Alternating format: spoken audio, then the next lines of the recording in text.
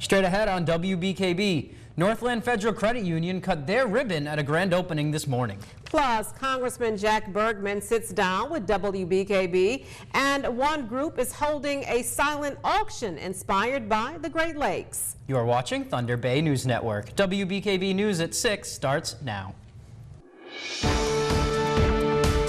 This is WBKB News at 6. An in-depth look at news, weather, and sports. From hard-hitting news stories to local events, we're there with coverage you can count on. You're watching WBKB News at 6. Good evening, and thank you for joining us. I'm Sherry Stewart. And I'm Tyler Cruz. Today marks the official grand opening for the Northland Area Federal Credit Union. WBKB's Stephanie Minichi covered today's events. Good times today at Northland Area Federal Credit Union. Lots of people came out to enjoy food, games, music, and they even had guest speakers. There was even a ribbon cutting to solidify today's events. Northland opened months ago, but today they officially celebrated their grand opening. They unveiled the Veterans Memorial, where Congressman Jack Bergman said a few words. Other supporters included people from the community eating brats and sharing their excitement about today's events. It's like a fair. There's such a spirit of celebration. We wouldn't miss this. We've had it on our calendar ever since the Save the Date, and we have looked forward to coming. I am having a wonderful time. It's such a beautiful day. The weather is perfect. Northland's chairman says they experienced delays with the opening. He expressed a sigh of relief at today's outcome. Today feels great. It's been a long time coming. And to see this finally, it's like the icing on the cake. Northland Credit Union began in Oscoda at Wirt Smith Air Force Base. Today, this Veterans Memorial was given to the new location, and it's to honor the veterans and their legacy. In Alpena, Stephanie Minichi, WBKB News. Thanks, Stephanie. It looked like fun. Absolutely. Very nice. As she mentioned, Congressman Bergman attended today's grand opening. Yeah. And while in Alpena, the congressman sat down with WBKB for a wide-ranging interview touching on several topics, including the January 6th violence at the U.S. Capitol. He says he voted against establishing an independent commission to investigate the insurrection because there was no guarantee the investigation would not have been politicized.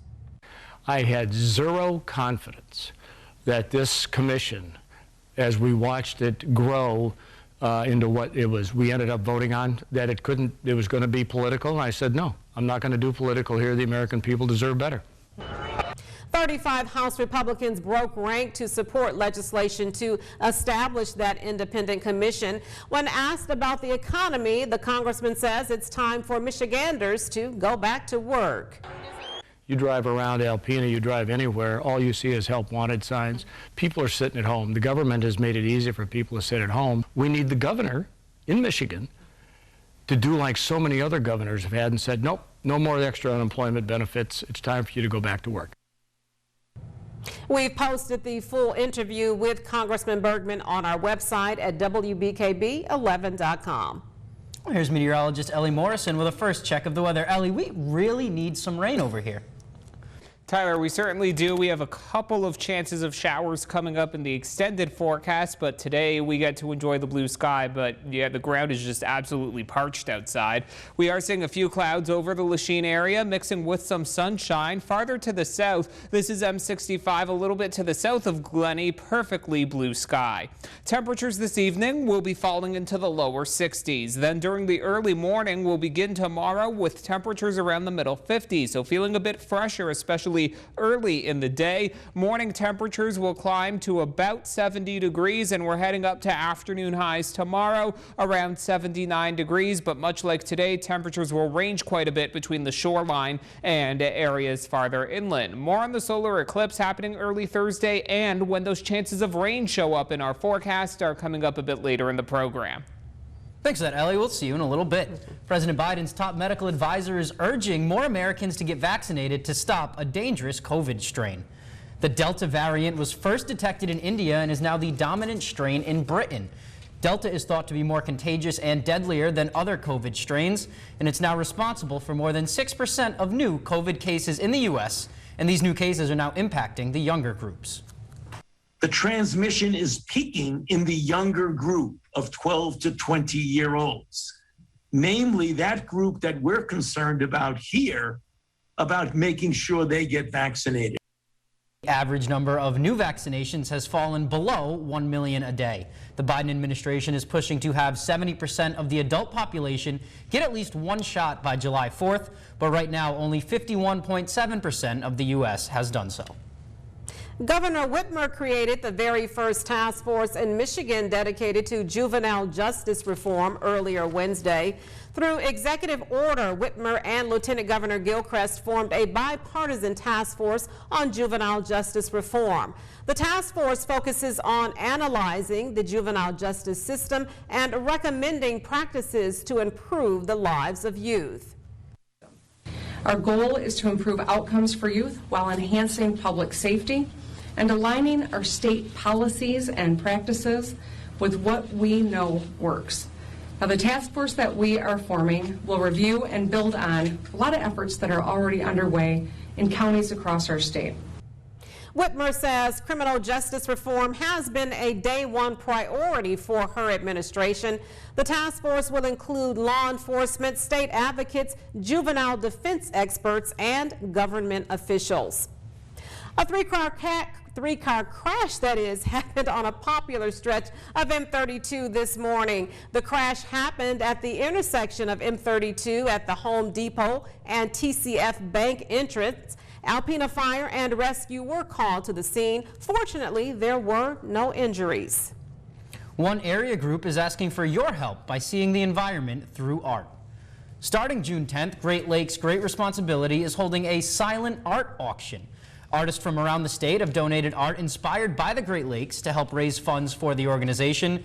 Meg Schwartz, the founder of Great Lakes Great Responsibility, says having interesting ways to fundraise is very important to their mission. Oh, I think it's crucial because we are funded solely by donors. So making it fun, making it Great Lakes themed, and featuring different artists from around the region is a really unique way to raise funds. The silent auction is on Facebook at 8 a.m. tomorrow. Funds raised will go towards their Great Lakes 1 Million Challenge that aims to remove 1 million pieces of litter from the Great Lakes Basin. They will help start a mini grant program also for individuals and groups looking to clean up the lakes. We want everyone in the Great Lakes Basin to be preventing marine debris and litter in their own neighborhoods. So yeah, if people are willing to take on a dump site, we want to fund those efforts. Great Lakes Great Responsibility plans on making the auction an annual event. And to view the artwork and for a link to the auction, you can visit our website at WBKB11.com. And I was scrolling through a lot of those art pieces. They were beautiful. I love the artwork. Everything from mugs, jewelry, paint. It was awesome. There's more news ahead for you here on WBKB. For this week's Next Level Wednesday, WBKB's Stephanie Minichi visits a popular downtown hangout, and meteorologist Ellie Morrison has your 7-day forecast next. So some relief from the heat coming, and Tyler, a few raindrops could fall Friday or Saturday. I just feel like it's been humid for a while. I'll start doing a rain dance, so I have to go through another day of it. Yeah, it'll be nice to see the moisture coming out of the clouds instead of staying in the clouds. Yes, and the eclipse. Have you guys ever seen one? I have not seen a solar eclipse. I was not outside when the one in 2017 happened. I have seen a lunar eclipse before when the moon is on the other side of the Earth. I don't think I'll be up for this one. And today's photo sent in by Randy Corwin. He photographed a swan off the shore of the Thunder Bay River in Alpena. What pose do you think the swan is doing? Thank you, Randy, for sharing this photo with us. If you have a photo such as nature shots, pics with friends, or interesting sights you see that you'd like to send us, email it along with a short description to news@WBKB11.com. I'm not a yoga guy, but that's not a downward dog. No, it's not. It's an upward swan. Coming up on WBKB News, don't miss Next Level Wednesday, and Matt Dzinski will have the latest in sports. Stay tuned. On today's Next Level Wednesday, WBKB's Stephanie Minichi heads to downtown Alpena, where she talks grapes, growing, and owning.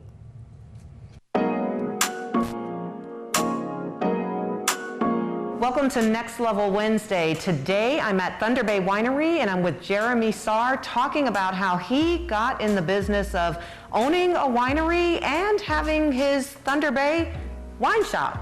Jeremy, thank you so much for joining me today. Well, thanks for having me. Absolutely. Let's jump right in. So you have Thunder Bay Winery. When did you start this, or when did you know you wanted to start this business?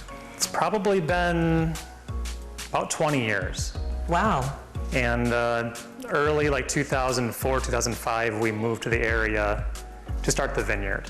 We had also been making some wine at home and practicing, so it just kind of came together, and after lots of years of thinking about it and practicing, we finally decided that maybe, since we enjoyed so much in the product we were making at home was getting a little better, that we could make that big leap. How does one just go and have a vineyard and start like their own winery?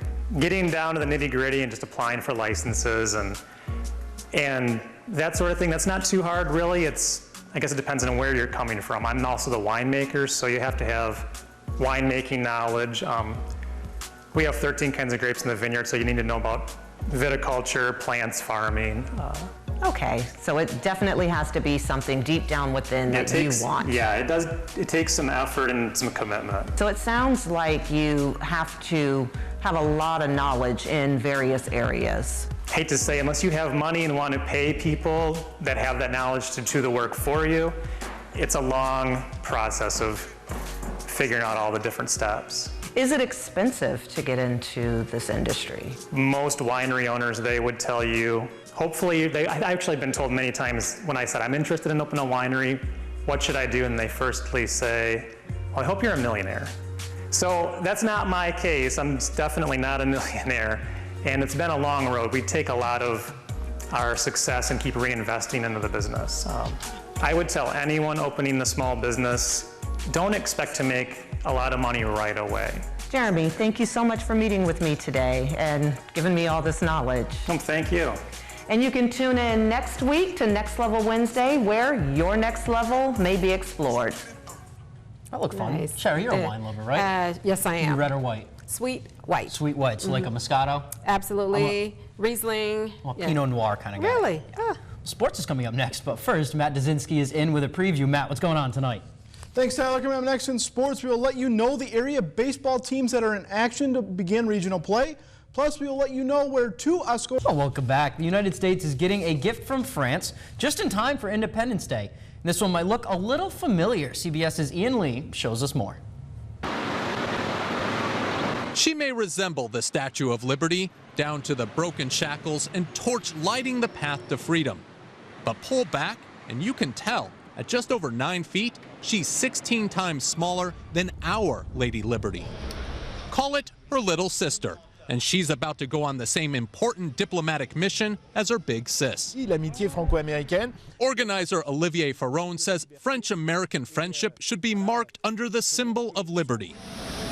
She's being packed up and shipped out, tracing the same path across the Atlantic as the statue in New York.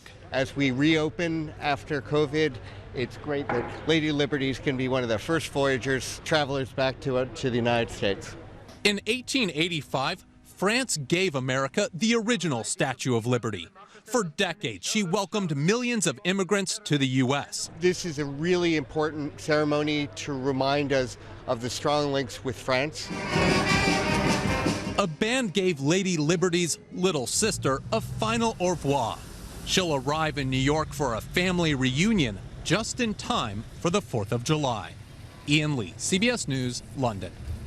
That looks really cool. Have you ever seen the Statue of Liberty? Oh, I'm telling you, I have. I've visited. It's a fascinating trip. You should go. I should, yeah. You got to go in it too and everything? I did. New York is my favorite city, so, just had a wonderful time visiting. Don't say that around me. I'm a Boston guy. Well, thank you for watching WBKB News at 6. You can visit WBKB11.com for sports, weather, and news updates anytime, day or night. And check us out on our Facebook page and Twitter handle at WBKB11. You can join us tonight for WBKB News at 11 with Stephanie Manici. Have a great evening.